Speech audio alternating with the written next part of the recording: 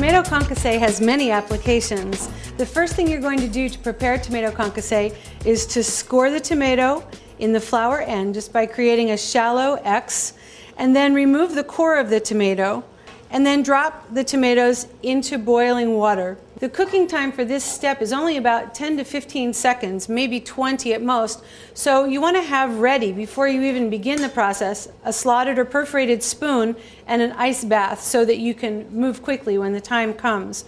The idea behind doing a concasse of tomato is to remove the skin and the seeds from the tomato, but still have the tomato remain raw. So I'm leaving them in just long enough to have the skins pull back easily from the tomato, and that's my clue that it's time for them to go into the ice bath.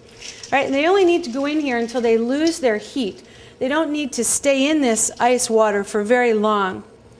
Now, the reason I'm wearing gloves for this process is because we use them not only in cooked preparations, but in cold preparations. The other reason we might wear gloves is because the acid in the tomatoes can put a lot of wear and tear on your hands, and if you had lots of tomatoes that you had to concasse, you would prefer to have your hands protected from the acids in the tomatoes. And then the next step in doing the tomatoes is to split them, which has the tomatoes being cut crossways on the bias and then de-seeded by lightly squeezing the tomatoes and shaking the seeds out, using your fingertips as necessary to pry the remainder of the seeds from the tomato.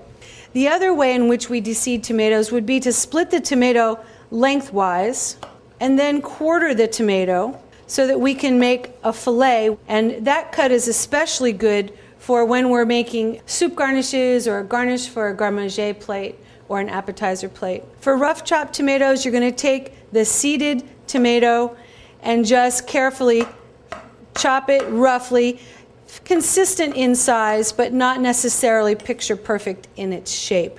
For a pot of tomato sauce, it would take probably about 8 pounds of tomato concasse per gallon.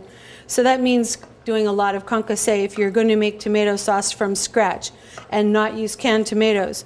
And advice would be to only make tomato sauce from fresh tomatoes when they're in season. Concasse tomatoes really only have a holding time of about a day. After a day, they're going to start to look a little wilted. I would say you want to concasse tomatoes ideally on the day you're going to use them.